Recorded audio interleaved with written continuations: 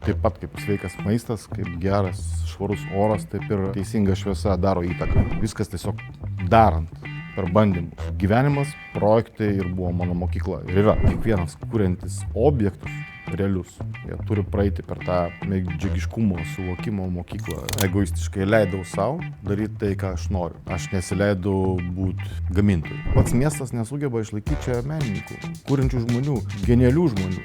Miestas nesugeba to padaryti. Miestas nieko jam neduoda. Atrodo, kad jos varo lauk. Pasitikėti savim, savo nuojautą, nesvarbu ten, kad tai yra kartais nelogiška, neracionalu, neekonomiška, bet nebijot bandyti.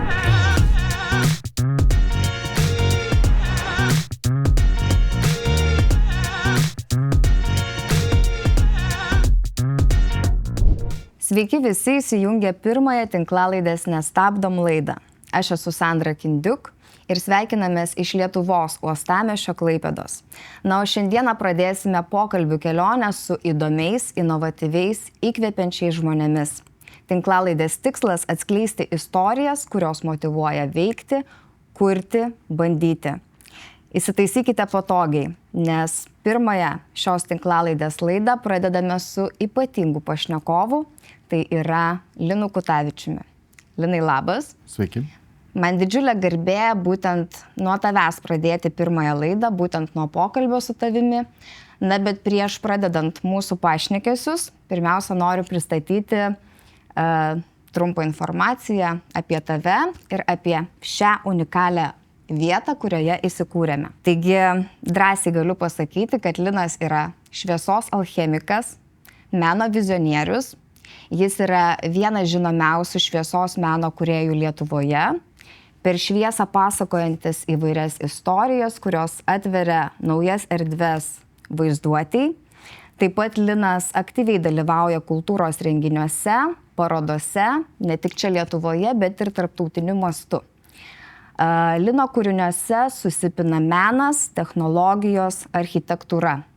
Jis eksperimentuodamas su technologijomis ir kultūros simboliais supina šiuolaikinės idėjas su praeities įkvėpimu, o taip pat labai svarbu paminėti, kad kiekvienas Lino kūrinys yra sukurtas ne tik dėl grožio, estetikos, bet ir kiekvienas jų atlieka tam tikrą konkrečią funkciją.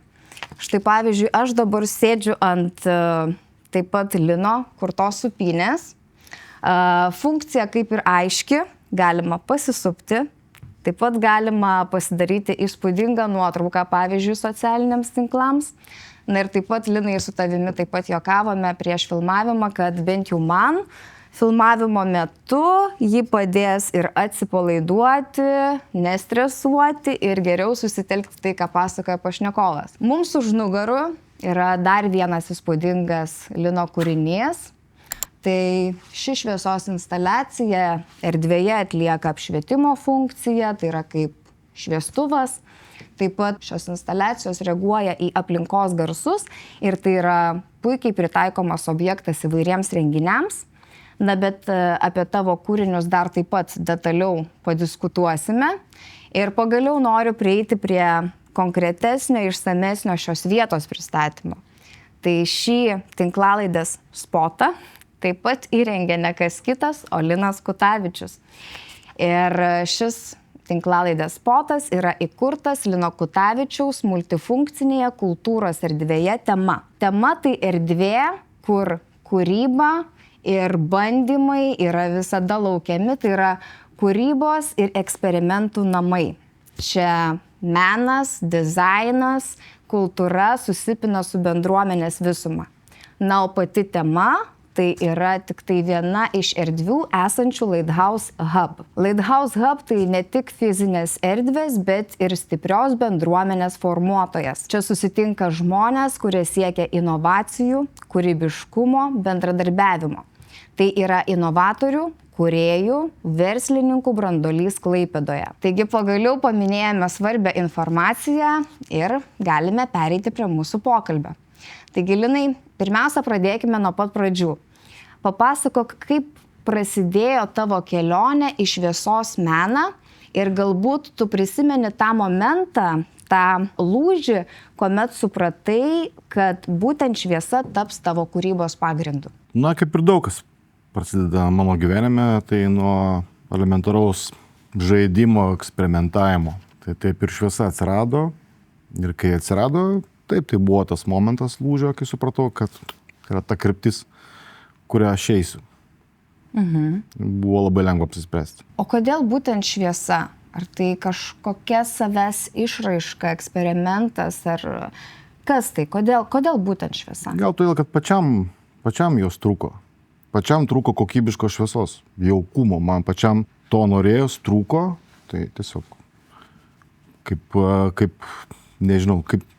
kaip lovą įsipatogini, pasidarai tą pagalbę patogiai, kad patogiau mėgoti taip, kaip tau, taip ir va čia, šviesa, tu pasidarai patogiai jaukia šviesą savo. Tai ir įtakoja, kad supratau, kad trūksta kokybiškos šviesos. Ne tik man, aplinkoje. Tai buvo labai lengva apsispręsti, kad čia yra ta kryptis, kur tikrai yra ką veikti. Galbūt galėtum detaliau paaiškinti, ką turi galvoje, kalbant apie kokybiškos šviesos trūkumą. Galbūt čia yra ir kažkokie tai, psichologiniai niuansai, nes, kiekvienas mūsų, ar ne, susidurėme kiekvieną dieną tiek su natūraliu apšvietimu, tiek su dirbtiniu apšvietimu ir kokia yra svarba to apšvietimo mums kasdienybėje ir kokią įtaką daro tas tinkamai parinktas apšvietimas ir galbūt netinkamai parinktas, pavyzdžiui. Čia taip pat kaip sveikas maistas, kaip geras švarus oras, taip ir teisinga šviesa daro įtaką. Psichologinę, o po to aišku ir fizinę, nes visi psichologiniai dalykai turi įtaką fiziniam dalykam. Tai kai aš matau, kad namie žmonės turi susidėję lemputės ekonominės, kuris šviečia mėlynai beveik, ir jie, kaip jie gali ten jaustis patogiai, ramiai. Tai neįmanoma. Tai, ta prasme, tai yra labai stiprus dirgiklis, kuris tave veikia, ar tu nori, ar ne. Tai manau, kad čia labai svarbus dalykas, ko dar mums reikia daug ko visuomeniai pasimokyti. Iš tikrųjų, apie šviesos kokybę ir jos įtaką mūsų kasdieniam gyvenime. Koks būtų tinkamas apšvietimas, tarkime, darbo vietose, ofisuose, namų aplinkoje, kur jau norisi žmogui poilsio? Galbūt kažkokių tokių konkretesnių pavyzdžių gali suteikti, koks apšvietimas yra svarbus tam tikrose vietose, darant tam tikrus darbus, tam tikrą funkciją. Ta prasme, ir kalbant ir apie tuos pačius restoranus, parduotuves, gal kažko tokio konkretesnio norėtųsi, kad irgi žiūrovams būtų lengviau suprasti. Na, čia gal sudėtingai konkretizuoti, nes yra skirtingų darbo specifika. Jeigu tu ten dirbi prie staklių, tai aišku, tau reikia labai gero apšvietimo, tam tikro kiekio liuksų ir tam tikro spektro. Jeigu tu ten dirbi kaip, freelanceris, darai kažkokius tai dalykus namie prie kompo, tai gal to yra namų aplinka jaukesnė, tokia, šiltesnė. Čia labai sunku tiksliai pasakyti, ko reikia. Čia turbūt esmė, kad būtų patogu, jauku. Visom prasmėm. Kad tai atliktų tau tuo momentu tą funkciją, kurios tau reikia. Priklausomai nuo to, ką tu darai. Tai ir gyvenime, ir darbe, ir šiaip visuomeniniam gyvenime, tai turi būti optimaliai patogu. Aš netikiu tais dalykais, kad ateina tau dizaineris ir tau padaro šviesą. Aš netikiu, kai tau dizaineris sudėlioja tavo kojines, tavo stalčiukus. Tai yra šių laikų tokia tendencija, žmonės pasižiūri, čia yra internete taip, čia Pintereste taip, aš irgi noriu taip. Jie neturi savo nuomonės. Tai čia, yra tokia problema, kur manau, kad dar turbūt turim paaugti. Ta visuomenė turi tokia pasidaryti brandesnė, kad turėtų savo nuomonę. Tai ta savo nuomonė formuojasi per laiką, per tos pavyzdžius, tai gal ir gerai, kad jie seka, kad neturėdami savo nuomonės, žmonės jie pasiima svetimą, bet gal taip jie išmoks. Aš asmeniškai sakau, aš pats, tarkim, paprastai savo kuriu šviesą. Jeigu man per daug šviečia, aš ten užmetu rankšluostį. Čia easy. Tiesiog sušvelnini, padarai patogiai. Tai tokių patarimų, aš gal daugiau, kas liečia instaliacijas visuomeninius objektus. Čia gal dabar mano yra sritis tokia, o ne būtiniai privatus apšvietimo. Bet jo, aš suprantu, čia yra tokia... Dar turim paukti, kaip visuomenė, kad turėt savo suvokimą apie tai, kas tau yra gerai. Tai žmogus netgi tas, kuris, kaip sakant, jos rytis nėra šviesos menas, net ir kalbant apie tą kasdienį apšvietimą, tiesiog reikia vėlgi eksperimento, ar ne, kad atrastum, kas tau. Taip, paprasčiausiai, jo. Tai žmogus, turi čia labai paprasta, tu gali labai padaryti paprastą išbandymą su savim, kaip tau patogu, tu pradėjai jaustis patogiai arba ne. Tai yra komfortas arba diskomfortas, tai yra paprastas. Tai mūsų pokalbis pakrypo jau ir apie tokius psichologinius dalykus, šiandien pritaikomus kiekvienam kasdienybėje, bet taip pat kalbant apie tavo tą visą kūrybos kelią, norėjau paklausti, ko reikia žmogui, norinčiam kurti tą šviesos meną, kokį kelią reikia praeiti, tai pavyzdžiui, galbūt gali pasidalinti, kokių studijų tau prireikia, kokių žinių, kad tu galėtum visą tai daryti? Nežinau, čia turbūt, jeigu atvirai, čia turbūt genai padėjo, ne studijos. O kokios studijos yra baigtos? Ir ar tu tas žinias panaudoji tik iš savo studijų metu įgytos kažkokios informacijos išgirstos, ar dar iš gyvenimo visko dar papildomai reikėjo? Kas liečia šviesą, tai yra totaliai visiškai mano paties atrasti dalykai gyvenime iš gyvenimo. Nieko panašaus iš studijų negavau, nes apie tai net nebuvo ir dėstoma, ir čia viskas iš praktikos. Gal kažkokie tai, nežinau, estetikos kažkokie tai elementai, momentai iš studijų gal kažkas likę, bet iš principo aš toks visiškai savo mokslis ir tą tokią specialybę pats susikūriau pats savo tokį burbulą ir savo kūrybinį kelią ir savo verslą ir viskas tiesiog darant per bandymus. Tai gyvenimas, projektai ir buvo mano mokykla ir yra. Kiekvieną kartą darai taip, kaip nemoki.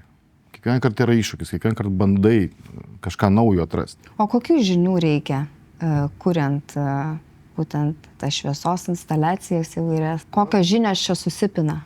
Reikia daug visokių žinių, aišku, ir pajutimo, kūrybinio, estetinio ir suvokimo apie įvairius, nežinau, subtilius dalykus ir inžinerijos, ir mechanikos. Elektros, tiesą sakant, elektros nekenčiu, nepernešu kabelių. Iš manęs juokiasi, visi darai šviesą ir aš nekenčiu, aš laukiu, kol baigsis ta kabelių era ir naujas Tesla atsiras ir nebereikės tų prakeiktų kabelių, aš nepernešu. Bet, taip yra, tenka su jais dirbti. Bet vis tiek tada tu turi kažkokią ir komandą, ar ne? Jeigu kažkur kažko reikia, tai tu tada jau žiūri, ar ne, ką iš šalies. Komanda yra tokia minimali, bet yra daug, daug partnerių.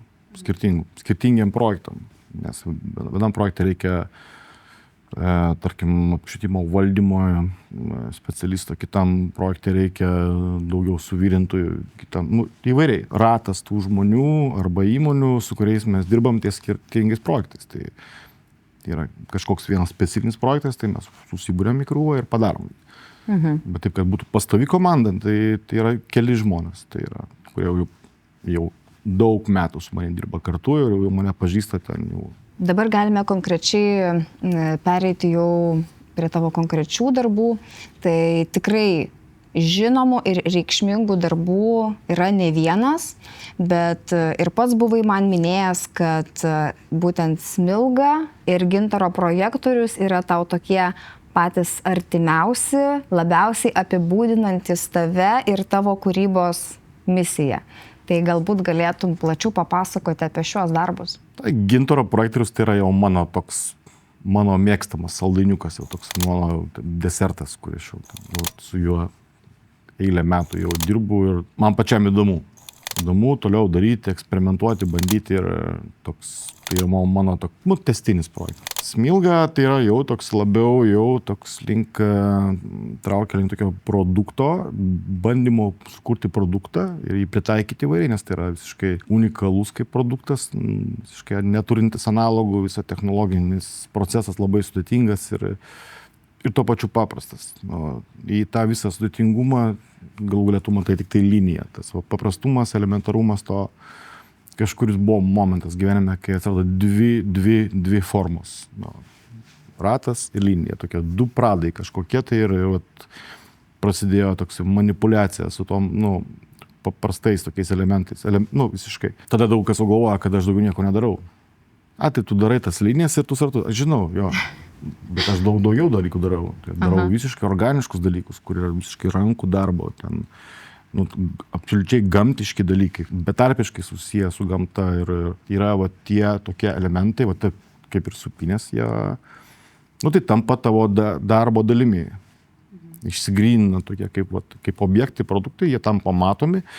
Jeigu jie matomi, tai jie ir, tarkim, parsiduoda. Nu, tai yra mano menas, tai yra mano verslas. Tai tiesiog ir taip gal ir gavosi viešumoje, kad, nu, tai va, yra tokie, aš tik tai darau, bet ne, aš daug daugiau darau. O papasakok, pavyzdžiui, tarkim, konkrečiai apie Smilgą. Kaip kilo ta pati idėja ir taip pat minėjai, kad pati medžiaga, ar ne, iš kurios yra daromos tos smilgos, ta tokia juosta ar nešviečianti, tas toksai stulpas. Kuo unikali ta medžiaga? Nes irgi minėjai, kad nėra analogo, ar ne? Taip. Na, kaip ir minėjau, kaip ir daug kitų projektų prasidėjo viskas nuo kažkokio tai elementaraus eksperimento žaidimo. Nuo kažkokio meškerikočio ir ten ledinė juosta ir sodybai pabandyti kažką padaryti. Pabandėm, pavyko, padariau tokią meninę instaliaciją, irgi labai įdomiai pavyko ir po to kažkaip tai buvo Klaipėda kultūros sostinė ir ten sukūriau tokie smilgininkai, tokie, kur žmonės nešioja tas smilgas. Tai tokį net naujadaras žmogus smilgininkas, tai ten sudalyvavo tame atidarėme, uždarėme ir ten jie taip labai kažkaip jie pasimatė, prilipo ir toliau prasidėjo kažkokia smilgų ekspansija ir ten vis daugiau pradėjo žmonės prašyti, gal mes norim pas save įsigyti, gal norim renginiui, gal norim apsišviesti ir aš tai pradėjau galvoti, kad tai yra tik instaliacija, tai yra tokia nepatvari medžiaga, tai yra eksperimentas, žaidimas, negaliu aš parduoti arba statyti viešo, tai yra tiesiog žaidimas. Tai privedė prie ieškojimo tokio tvirtesnio sprendimo ir radau tų sprendimų ir išvystėme tokį technologiškai labai pažangų tokį produktą. Su lietuvių kompanija gaminam iš stiklo pluošto, tai ten tokia net yra pagaminta specialiai toks kaip pečius, tokia vadinama ekstrudinė forma, kurioje ir kepasi tas smilga. Tai jas iš principo gamina Marijampolėje ir ten tas procesas labai įdomus yra, kaip virvių pinimo cechai tokie, pailgi būdavo, kokie 500 metrų namas ir ten vyksta procesas. Ir iš tų lentynų pilna tų špūlių su siūlais, viskas sueina į vieną ten tą pečių ir paskui tam tokia hidraulinė ranka jau traukia tą. Tai iš principo, jeigu tai paleistų procesą, tai nuo Marijampolės iki čia arba ten, nežinau, iki Gioteborgo gali ir nenutrūkti visiškai tą liniją. Toks, jie karpo tą makaroną kiek reikia, bet šiaip atrodo įspūdingai. Esmė to stiklo pluošto, kad yra jo patvarumas. Jisai nieko nebijo. Ten temperatūrinių pokyčių labai patvarus lenkimui ir teko susukti filmuką tam, kad parodytų tą medžiagiškumą, nes žmonės vis tiek nesupranta, kas tai yra kompozitinės medžiagos, ant kiek tai yra tvirta. Tai ta pati medžiaga, kur daro vėjo jėgainės, jachtas, tai yra toksai labai patvari medžiaga. Bet tik tai susukus video, parodant, kad 5 metrų horizontaliai išlaiko suaugusį vyrą ir nelūžta, šviečia ir nelūžta, tada jau nebeliko klausimų, nebereikėjo daugiau aiškinti, ant kiek tai yra tvirta. Tai čia yra tas unikalumas, kad mes tos objektus galime daryti ten iki 10 metrų aukščio ir jie atlaiko visus tos mūsų uraganus, kur dabar čia ant stogų stovi, tai jau laiko patikrintas dalykas. Tai čia yra to produkto unikalumas, prie kurio buvo daug dirbta ir šitą instaliaciją irgi. Čia ta pati medžiaga yra tiesiog jinai to linkio jėgų, tų papildomų, jinai kaip ir jie netenka čia dirbti, žinai, ką jinai gali padaryti. Čia tiesiog kabo, bet plus jinai labai gražiai skaido šviesą ir turi to tokio organiško siūlo natūralumo. Tai nėra plastiko gabalas. Kiekvienas smilga turi savo unikalų raštą, nes tai yra tiesiog siūlai persipinę ir man tai yra gražu. Kažkam tai esu girdėjęs, ten tokie yra buvę komentarų, kad čia purvas. Man tai yra grožis, man tai yra tas natūralumas. Plastikas tai yra plastikas, jau nuobodu, o čia yra toks organiškas dalykas. Tai va, tai ir toliau dirbam, eksperimentuojam ir čia tų galimybių labai daug ką galima toliau daryti ir jo, galbūt tai gali būti vienas iš tų tokių objektų įdomesnių, su kuriuo dabar dar yra ką veikti. Supynės, tai jau supynės, jau čia toks jau yra. Jau mūsų bestselleris. Aha. Irgi toks jau, kaip sakant, kalba pats darbas jau už save, ar ne? Pamatai smilgą, pamatai supynę. Atsirado irgi kaip produktas, nekuriant kaip produkto. Tai tiesiog padariau dovaną draugui vestuvėms ir tai patiko, kad prasidėjo jų ten paskiau jau augimas, vystymasis ir gamyba ir nuoma ir dabar darom jau ten tos supynių parkus viso Lietuvoje ir prasidėjo viskas nuo kažkokio tai žaidimo be verslo plano. Taip pats jau ir paminėjai, nes prieš tai taip pat norėjau paklausti, kiek tavo darbe svarbus eksperimentavimas. Tai tu jau kaip ir paminėjai, kad visada eksperimentuoji, bandai, atrandi. Tai čia esmė yra darbo. Čia pagrindas, nebijot eksperimentuoti. Bet, aišku, kai kuri kažkokią naują projektą, vis tiek atsižvelgi į savo techninės galimybės, fizinės techninės galimybės. Tai nebūna, kad sukuri kažkokią tai vizualizaciją, maždaug bus taip, o kaip tai padaryti, aš nežinau. Taip nebūna. Nežinau kažkurių momentų, bet žinau, kad tai yra įmanoma su partneriu, su pagalbininku ten pagalba, bet kurdamas tu vis tiek, tu laikaisi savo tokių kažkokių tai nuostatų, kurios, tau leidžia dirbti, kurti, daryti tai, ką tu žinai, kad tu padarysi.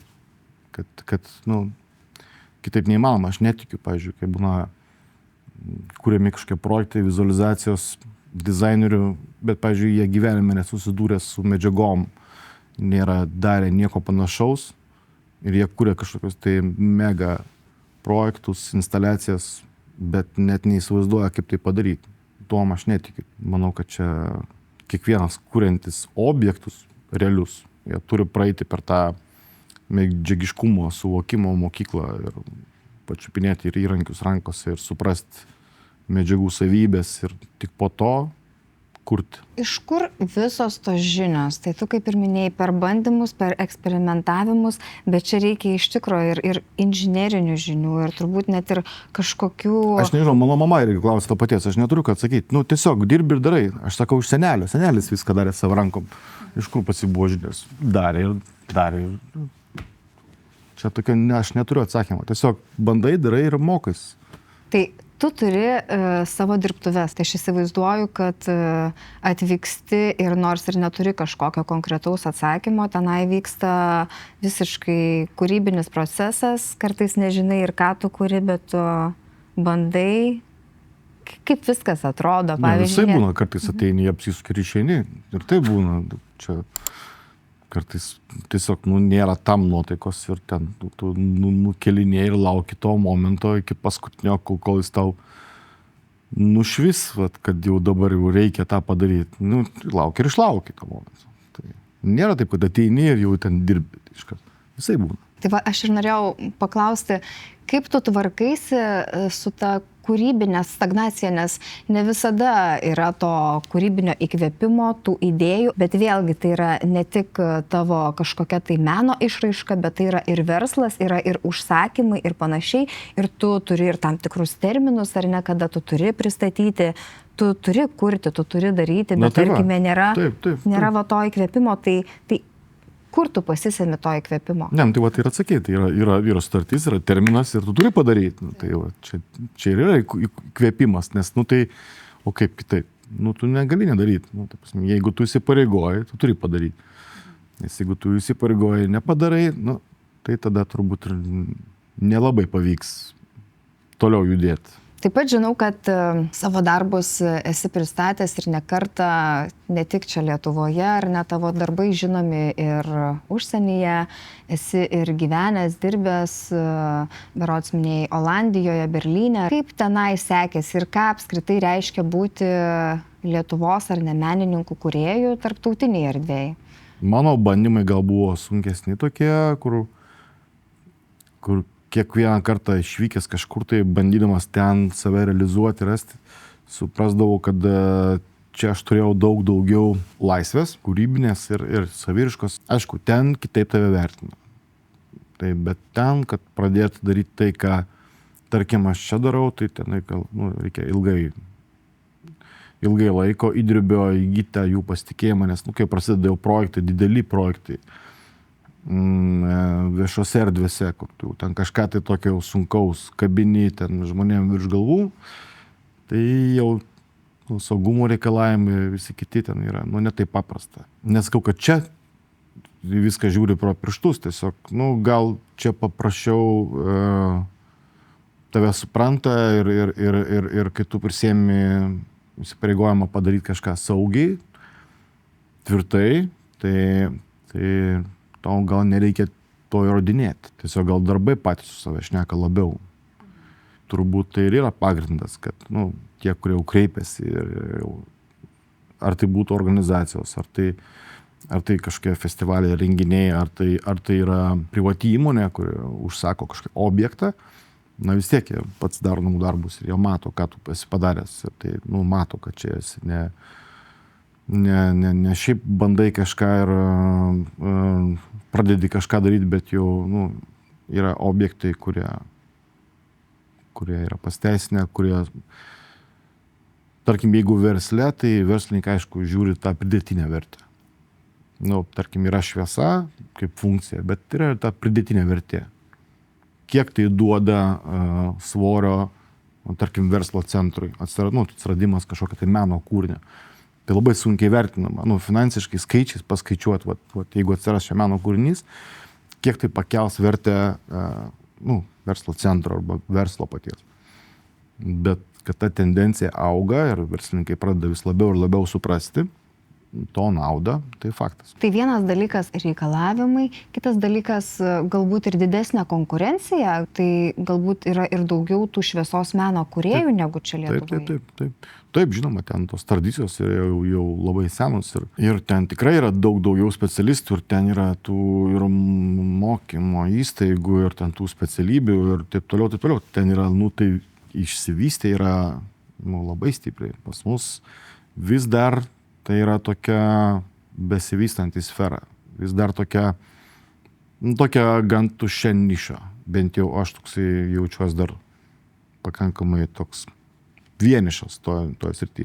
Yra kūrėjų, vis daugiau atsiranda darančių, bet tarkim, kad tik tai tuom užsiimtų. Tikslingai. Šviesos objektai, tai tokių labai mažai. Ten yra architektai, kurie padaro kars nuo karto projektą, dizaineriai arba šiaip menininkai sukuria kokią instaliaciją ar šviestuvą ar šviesos sprendimą. Aš nekalbu, pavyzdžiui, apie teatrą. Aš nekalbu apie sceninį apšvietimą. Tai yra tai, ko aš nedarau. Kartais žmonės maišo, kad tu su šviesa dirbi, tai tu ten viską darai. Ne. Tai yra šviesos formos. Tai aš taip ir vadinuosi. Light forms. Tai mano šviesa turi formą visada. Tai yra tas sritis, kur aš nelendu. Tai yra scenos teatro apšvietimas arba architektūrinis apšvietimas. Tai yra specialistų tokių labai daug Lietuvoje, kurie tą žino ir puikiai daro. Tai čia mano sritis yra kitokia biškai. Ir pats minėjai, kad ir pagrinde visos įgytos žinios tai yra iš paties eksperimentų, bandymų, senelio perteiktų žinių. Senelio genų. Taip, tai galbūt netgi nelabai ir yra tokių studijų, kurios grynai būtų orientuotos ar ne į tai šitą nišą Lietuvoje. Yra Dailės akademijoje ten dizaino studijos ir ten jie dirba ir eksperimentuoja ir bando. Ir mes kartais darom ten su Dailės akademija tokius praktinius kursus pagreitintus, kur studentai gali prisiliesti prie to realaus proceso nuo pradžių iki galo, prie įrankių, prie gamybos, prie medžiagų, prie to rezultato galutinio. Bet jau tokia, kad būtų tokia grynai tokia apšvietimo katedra ir ten būtų sukoncentruota būtent į šviesą, tai kiek žinau dar tokia nėra, kad ruoštų būtent apšvietimo specialistus. toks siauras takas. Dar grįžtant prie tavo patirties tarptautinės, galbūt galėtum dar irgi paminėti kažkokius tai projektus įdomesnius, ką jau tokio tarptautiniu mastu ar nedarėte, pristatinėjote, kas pačiam buvo įdomiausia. Turbūt tai yra Berlynas. Berlyno kaip bendruomenės namai, klubas, ten daug visko irgi apimanti erdvė, tokia irgi multifunkcinė. Ir galerija, ir workshopai, ir darbai, ir koncertai, ten, viskas ten vyksta. Tai va ta erdvė, ten kažkaip ten mano draugai įkūrė ir ten daug yra mano darbų padaryta. Ir ten tokių epinių, tokių darbų, legendinių. Tai ten buvo tokie eksperimentai su mikroschemų. Gavau aš iš bankrutuojančio fabriko mikroschemų. Tai yra naujos mikroschemos, bet tiesiog nepanaudotų, labai didžiulį kiekį gavau. Tai ten pusę to klubo ir padarėm ten su mikroschemom. Tai ten tokių jau yra jau epinių tokių, vadinkim, objektų, kurie jau bet kuriam ten video podcast'e ir ten ne vienam filme Netflixo yra atsidūrę. Daug kitų aš ten darau, ten momento apšvietimą ir ten ir smilgų yra ir kitokių objektų, bet ten dominuoja tas mikroschemos. Tai čia tokia recycle tematika. Kažkurio momentu ten Berlyne būdamas, ten dirbau su tuo. Tai buvo kažkokia tai nauja medžiaga, tuo metu niekas galbūt to per daug nedarė. Ir tam pavyko įdomiai sužaisti. Taip kad dar iki šiol tai yra išskirtinis toks. Ir ko reikia Lietuvai, Lietuvoje būtent, kad irgi panašių tokių projektų atsirastų, kad būtų daugiau suinteresuotų žmonių kurti kažką panašaus, kad tai būtų ne pavieniai žmonės, o galbūt komandos, kažkokie didesni, įdomesni projektai vystomi ir Lietuvoje? Vyksta Lietuvoje ir dabar keičiasi, labai stipriai auga ir progresuoja ir miestai, ir savivaldybės, ir įmonės vis labiau pradeda suprasti to apšvietimo svarbą ir kad atsiranda tų instaliacijų ir dabar daug kas labai daro tų visokių šviesų festivalių, tai auga, tai žmonės tai supranta, nes vis tiek gyvenam tokioje šalyje, kur tamsos turim labai daug. Tai mes negalim be šviesos dirbtinės išgyventi šitoje šalyje. Tai yra neišvengiama. Tai priverčia tobulėti, augti, keisti požiūrį. Manau, kad jis keičiasi į gerąją pusę. Tu jau kuri ne vieną dešimtmetį ir tikrai jau tavo vardas ir tavo darbai kalba patys už save. Ar tu visą laiką žinojai, kad tai bus tavo pagrindinė veikla, kad tau nieko nereikės iš šalies, kad tikrai taip tvirtai įsitvirtinsi? Ar niekada nekilo abejonių, kad tai... Ne, žinok, nuojauta man pasakė nuo pradžių. Tas kelias. Toks dalykas, kur nuojauta aš pasitikiu. Tai neturi kartais kažkokio racionalumo, apskaičiavimo arba logikos, bet yra nuojauta, kuri tau nemeluoja. Tai nuo pat pradžių man nemelavo. Aš net neįsivaizdavau, kad tas kelias bus toks ilgas. Tai kuo toliau, tai kaip sako, kuo gilinį mišką, to daugiau malko ir galo nėra, niekad nebus. Čia man neužteks gyvenimo mano laiko gyventi savo visom svajonėm, savo visom idėjom. Kiek yra neįgyvendintų projektų. Žaidimas be galo. Mhm. Bet ar nuo pat pradžių, kai dar ir nebuvo darbų, kurie jau būtų vertinami ar ne šalies mastu ir kaip sakant, neturėjai to tokio savo jau tvirto ar ne verslo, dar tik tai kelio pradžia, ar visada pakako to, ką tu gauni būtent iš šios veiklos? Ar visą laiką buvo taip stabiliai? Ne, aišku, ne. Ne. Reikėjo tą pasitikėjimą, aišku, reikėjo užsiauginti, išsikovoti ir atkentėti nemažai ir aš kažkaip labai taip, egoistiškai leidau savo daryti tai, ką aš noriu. Aš nesileidau būti gamintoju, išpildytoju, o tokių buvo labai daug. Architektai, kompanijos didžiulės ateina, atneša, subraižyti, nupiešti. Žinom, kad tu pagamink, geri pinigai. Sakau, soriukas, neįdomu. Ir nesuprasdavau, to pinigai guli. Televizija ten mane irgi ten siurbė į save traukė, nes jiem reikia tokių žmonių su rankytėm darančių. Gal nereikia jų nuomonės per daug. Aš leidau savo daryti tik tai, kas man patinka. Tai kaip verslo kliento aš praradau ten labai daug. Pradžiui ten turbūt kokį 90% prarasdavo iš jų, nes ne bet kas galėdavo sau leisti tą, kaip ir sakydavo, tai čia yra katė maiše, taip, soriukas, taip yra. Lygiai taip pat kaip ir jum, man įdomu rezultatas, aš nežinau jo. Kitaip tariant, darom kartu ir aš darau eksperimentą jūsų sąskaitą. Taip arba ne, kaip. Tai nelengvas kelias, nes daug lengviau būtų, piniginė prasme buvo daryti tai, ką reikia daryti ir uždirbti pinigų, bet aš pasirinkau tą sunkesnį variantą. Po to vis lengviau, po to tu darai daugiau tų projektų ir po to, kaip ir sakai, patys darbai kalba už save, jau tau nebereikia įrodinėti. Ir po to natūraliai jau tie ir užsakovai, klientai ar tai yra, kad ir biudžetinės įstaigos, tu nesvarbu, tai jie tiesiog mato tavo įdirbį ir jie, tiesiog yra pasitikėjimas. Tai toks, nelengvas kelias. Su kokiais dar iššūkiais susiduria kūrėjai, menininkai Lietuvoje? Gal tai yra sunkiausia turbūt, kad bent jau kiek iš kolegų, iš menininkų, žinau, kad išgyventi iš to, ką tu darai, ką tu mėgsti daryti. Kad tai taptų du viename. Tas dažniausiai būna, kad tavo kūryba yra tavo kūryba, bet mokesčius tu vis tiek turi mokėti ir už viską tu turi mokėti šitam pasaulyje. Ir tau tenka dar darbą daryti kažkokį iš šono, kuris tau gal neįdomus, bet tu jį privalai daryti.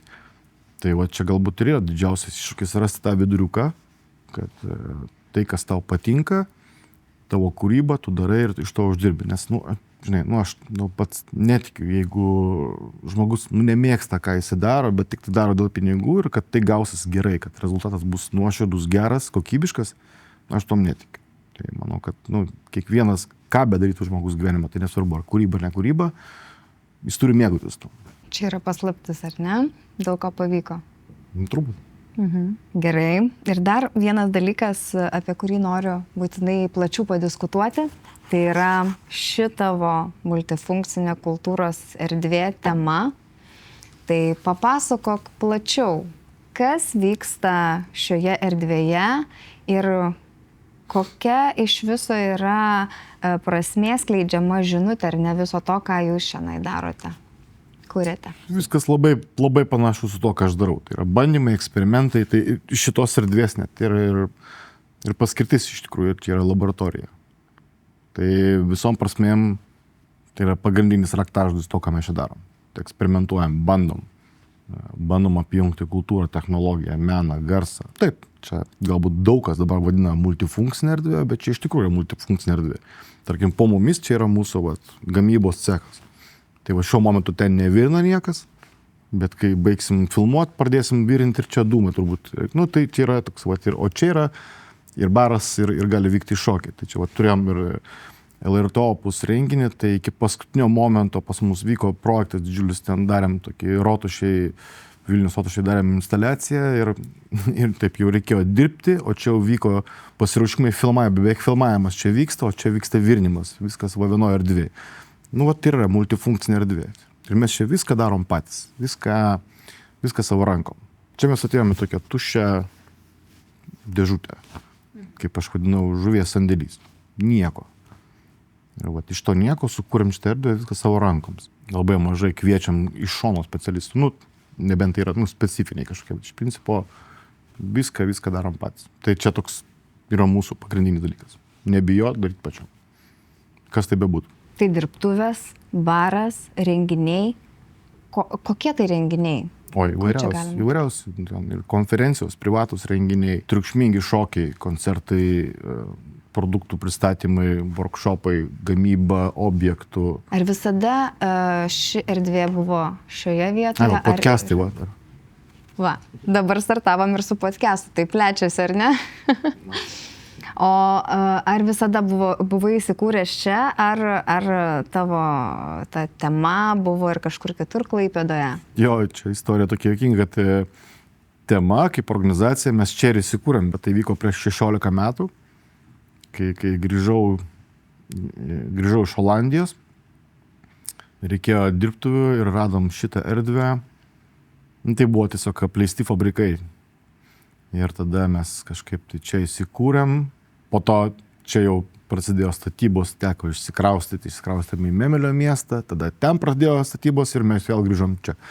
Tokį pradinį tą tašką. Tiesiog iš to tokių išgriuvėsių grįžom į naujus rūbus, į naują, visiškai naują kokybę, tokią naują pradžią. Nu, bet jau šį kartą su ilga perspektyva, nes, kaip žinia, tai menininkus, kurie bando kažkur sukurti, dažnai ten juos stumdo, gauna jie tas erdves laikinai. Tai va, o čia šį kartą manau, kad mes jau čia ilgam ir vat, kartu su Lighthouse bendruomenė turim daug labai tokių minčių į priekį ir auginti šitą vietą ir manau, kad pavyks mums čia sukurti labai daug įdomaus. Tai grįžai į tą pradinį tašką, nuo ko viskas ir prasidėjo, labai simboliškai iš tikro. Taip. Tai galbūt galėtum pasidalinti kažkokiom tai ateities vizijom, ką dar norėtųsi įgyvendinti? Dabar noris pratęsti tai, ką jau pradėjom, o tų naujų projektų, vizijų, jau žinau, kad bus ir atsiras jų daugiau, bet dabar toks tikslas yra dabar auginti toliau ant to tokio šviežaus, tokio tuščio, tokio griaučių raumenukus auginti, ten po to jau mėsytę, po to jau rūbeliai, ir po to jau. Dabar toks yra augimo procesas dabar. Jeigu kalbėt čia apie temos erdvę, tai jo, čia dar tokia biški pradinė stadija esam. Dar norėčiau irgi paklausti tavo nuomonės, ką tu bendrai manai apie kūrėjus, kultūrinį gyvenimą Lietuvos uostamiestyje, Klaipėdoje, kokia situacija, kaip tu vertintum? Blogai, jeigu atvirai. Kodėl? Ir tos nuomonės mano nemėgsta daug kas, bet gal dėl to, kad aš tiesą sakau. Dažniausiai taip ir būna. Tai kodėl tavo tokia nuomonė, ko dar trūksta? Nežinau, man atrodo, bet kuriam kūrėjui reikia laisvės. Pasitikėjimo, laisvės kurti. Tai kiek mane kviesdavo ar ten į kokius pokalbius, ar ir aš sakydavau visą laiką tą patį. Kūrėjui reikia laisvės. Tik būdamas laisvas, kūrėjas sukurs kažką tai. Ir tada bus graža. Graža bus miestui. Tarkim, čia daug diskusijų vyksta apie tą verslo ir meno tą kažkokią tai sinergiją, kaip mecenavimo principą, kad tikrai turi būti pašalinta daug biurokratinių nesąmonių, kurios tik tai trukdo. Dabar visi apie tai kalba, kad biurokratija daug kas stabdo, o ypač kūrybiniam gyvenime, nes čia logika labai yra paprasta. Galima labai paprastai padaryti, kad būtų win-win-win situacija. Laimėtų ir verslas, ir menininkai, ir miestas. Tai yra labai, mano akimis, paprasta, bet mūsų miesto biurokratai tą taip užkomplikuoja, kad tai daros labai sudėtinga. Ir čia yra didžiausia problema turbūt Klaipėdos. Kaip ir visų kitų turbūt miestų. Tas biški toks siauras požiūris į dalykus. Ir žmonės tiesiog jau nebenori rinktis to sudėtingo kelio, ar ne, ir pasirenka taip, ir bėga iš čia. Taip, pats miestas nesugeba išlaikyti čia menininkų, kūrinčių žmonių, genialių žmonių. Miestas nesugeba to padaryti. Miestas nieko jam neduoda. Atrodo, kad jos varo lauk. Tai aš vienas iš tokių, kaip ir tu, grįžusių į tą miestą, nes tiki, kad dar galima kažką padaryti. Nors lengvesnis kelias turbūt būtų kažkur kitur tą daryti. Tai visi tą žinom.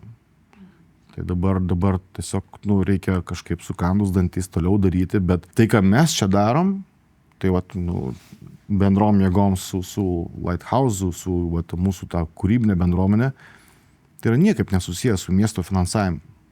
Mano projektai, mano tarkim, apšvietimo darbai, kurie matosi mieste, viešose erdvėse, tai yra verslo investicijos.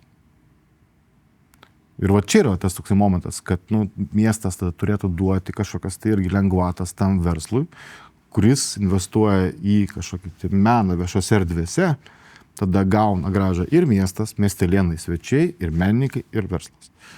Bet to dar trūksta. Čia reikia apie tai iš tikrųjų kalbėti ir trūksta dialogo. Atviros nuomonės, visi bijo šnekėti. Bijo tie, kurie gauna finansavimą iš miesto. Prarasta finansavimą. Aišku, vyksta lūžiai, pokyčiai, bet manau, nereikia bijoti, esame laisvoje šalyje. Kodėl reikia bijoti sakyti, jeigu negražu, bjauru, netikslinga, neskoninga ir brangu. Kam to reikia? Gal galima padaryti geriau.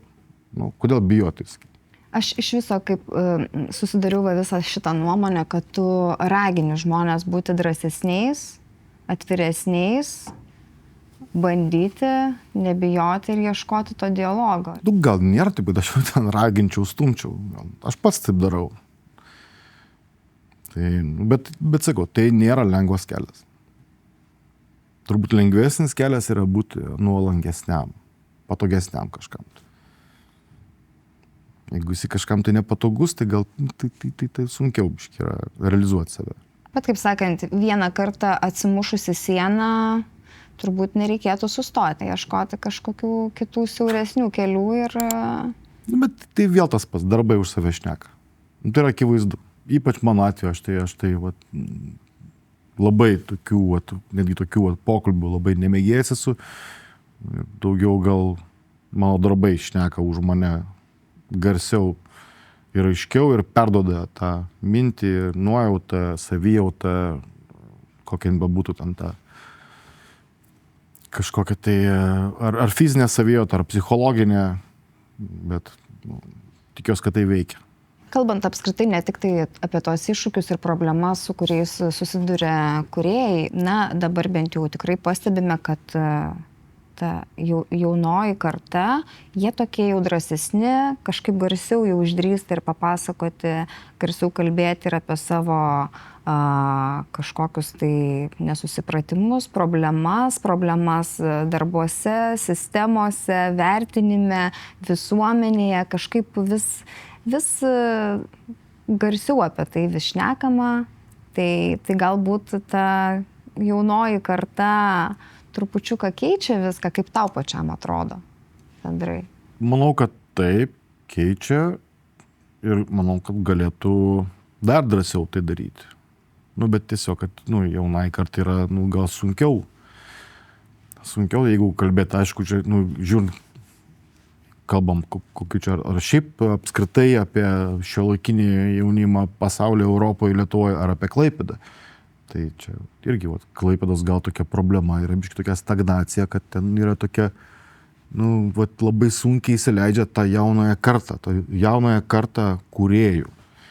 Tai čia gal tokia, tikrai, to trūksta labai iš vyresnių pasitikėjimo, suvokimo, kad, reikia užleisti tą vietą jaunai kartai, reikia duoti jam, pasireikšti. Kaip kitaip? Kitaip mes neužaugsim. Kitaip jie irgi vėl pabėgs ten, kur jie gauna tą laisvę, kur jie gauna saviraiškos kažkokias priemonės. Tai reikia jos bandyti čia kažkaip sulaikyti, duoti jam galimybę. Tai nemažai jau apie tai pakalbėjom, apie ką aš ir noriu paklausti. Tai pabaigai tiesiog, ką tu pasakytum jaunam žmogui, kuris galvoja apie kūrybos kelią?